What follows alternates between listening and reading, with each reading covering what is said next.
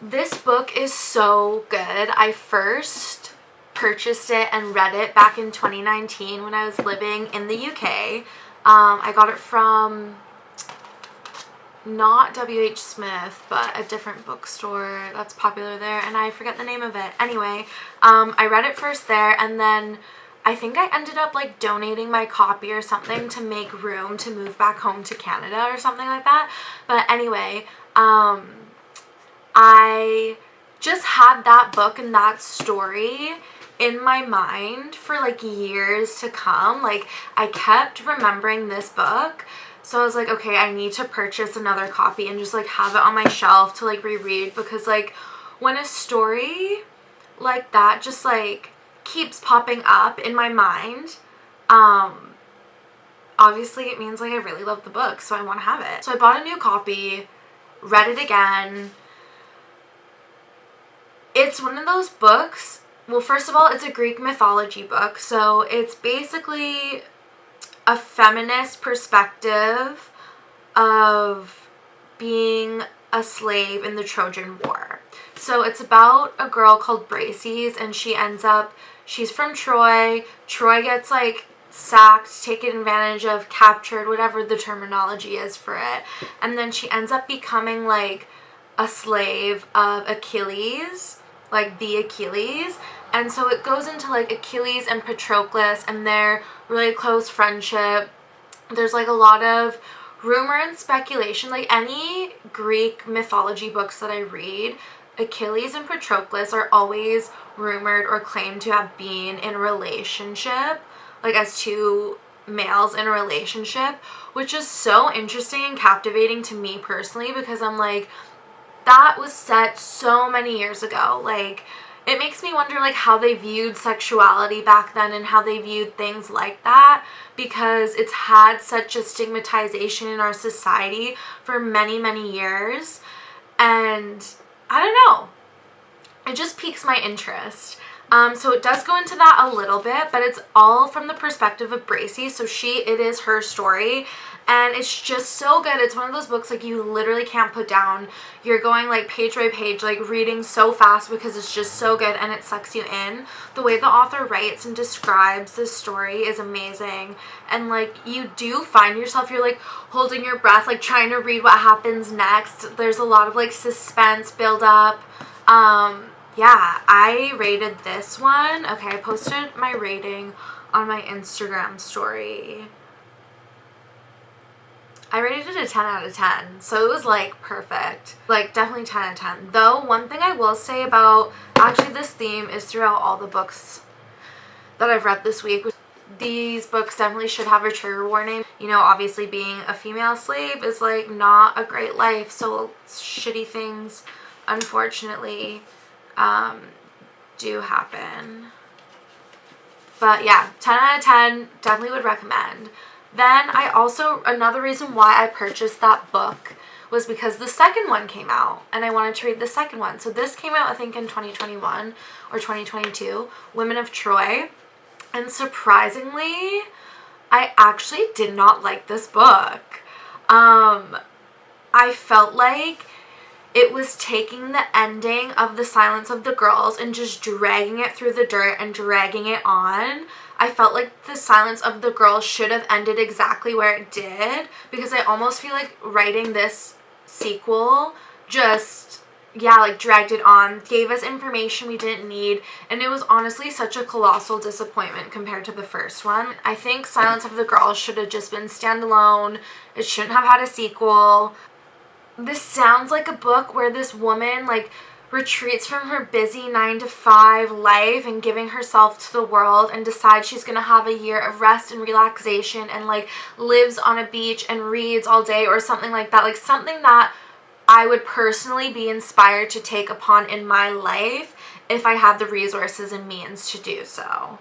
But yeah, that's what I thought when I first saw the book. That is not it at all. And then I'm gonna just note the back of what it says. So then I read the back and it said, I don't know, I just think they could have given a little more of what the book was actually about, because going into it, it's like it's actually really depressing, like really depressing. And I think if you are a vulnerable soul such as I, and if you're easily triggered or have past trauma at all, just any female past trauma, they really should have made that abundant in the book, but they didn't. But anyway, the back of the book like just kind of gives you such a vague, brief synopsis that it's about a girl who's quite like societally standard of beautiful, thin, blonde, just got a massive inheritance because her parents died, but she ends up revealing to us through her narration and her shitty friendship with a girl called Riva that like she's actually extremely depressed, so unwell. Her friendship with Riva is extremely toxic, and just like everything she shares about her life, even like simple little moments from her past, is just tainted with like, I feel so sad for you. Like that is such a sad, bleak, and depressing existence, like every moment of her life. And she also does a lot of like toxic things to herself, to her body, so does her friend. And so just like reading a story like that really kind of put me in a negative space in my soul a little bit, but at the same time, like I couldn't put it down. I couldn't stop reading it. Like it was so good. You just could eat it up. Like I literally ate it. I read it in like 1 or 2 days. It's a really sad book. Like it really affected me in a sad way. And, but yet I couldn't put it down. So it's just such a contradictory experience for me that I had with this book. But now that I've like shared more about this book, I think I'm going to rate it right now. I genuinely think I would give it an 8 out of 10. And I say that because it was so, like I said, like the one side of it left me feeling really icky, really sad, really bleak. But I couldn't put it down. But I think I'm so nervous to start this because it is the first book of a crazy ass series, but I've seen so many people read it, so many people talk about how amazing it is. I know that sounds super cheesy, but it is a fantasy. I've seen and heard and read multiple reviews, nothing but good things about this book. I'm scared to start because when I was like a teenager and a kid, all I read were fantasy books. We surpassed Harry Potter. We went deep dive into the magical Wiccan world of fantasy. Like I was so obsessed. Like the City of Bones series, I would literally eat for breakfast. Like the whole series. Like I'm scared because I know I'm going to fall in love and I won't be able to focus on anything else in my life except for knowing what happens in this series and reading it all the time. But I think I'm going to start it today because I really want to see what all the hype is about. Yeah, that's how we roll, girlfriends. It's a bit dark in here, but so you got video and camera? Oh my gosh, that's gorgeous. Why is he healthy? Is he like bought a new one? He's a photographer? No, he knew that I wanted one really bad. I'm excited for you. He knew that I wanted one. That's a beautiful camera. As soon as I can bring it. And he said it was a digital camera, so I thought he meant like one of those little digital cameras. And then he brought this, and I was like, oh my god, like this is perfect, especially with this flip screen. And he's like, honestly, like I never use it. It's been sitting in my house for 6 years. So I was like, how much do you want? He's like, $100. And I was like, really?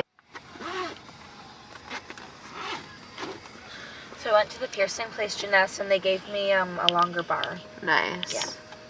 About damn time they really did their job, eh? He was super nice about it. Maybe not for you. He's not really sexually fluid. I'm not fluid. I'm so unfluid. I'm frozen. Well, he is partial to an episode of RuPaul's Drag Race or two. That's true. That I don't mind RuPaul. We do love RuPaul. If it was anyone, her dad, it would be RuPaul. I'd go. I'd take. Let's just say this: I would take RuPaul on a Plenty of Fish date, and I would pay for the coffee. Thank God. He would not leave his wallet at home. That is his classic trick. That's huge. That was. Dad, I cannot If you didn't look like your profile, I'm leaving my wallet at home. I can't even believe you did that. so funny. That's brutal. I know. If Dad I was went on a date young. with man, he's like, I left my wallet at home. Yeah.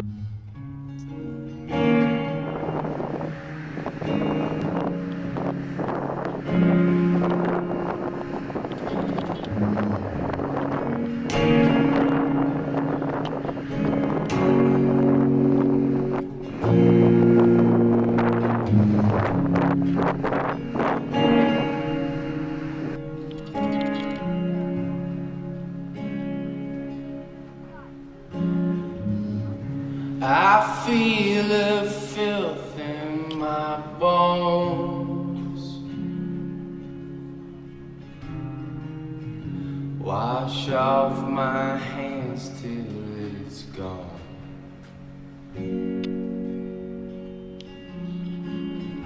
The walls, they're closing in with velvet curtains.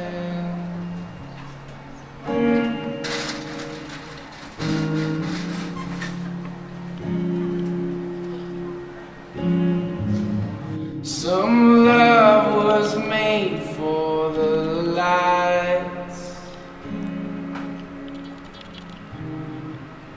Some kiss your cheek and good night. Lift up a red high heel, lock up your doors with steel.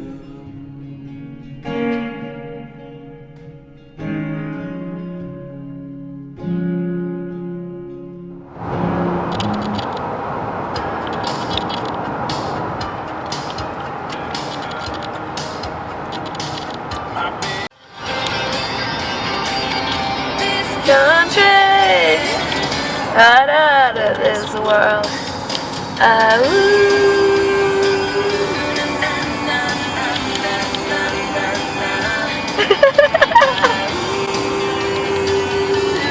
Got you. Got you.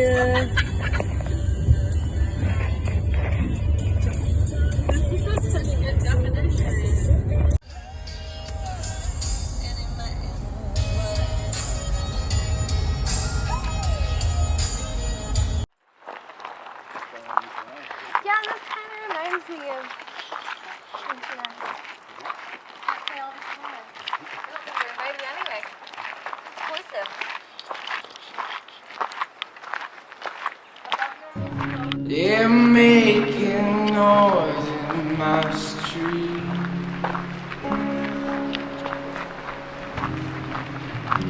My blinds are drawn, I can't see. On your melon buffer. Smashed in my car window. Touch the stereo.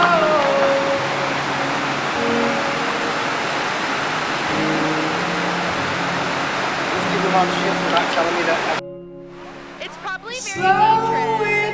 it down and come back to bed. What river is this? Rest your arms. I'm going in there.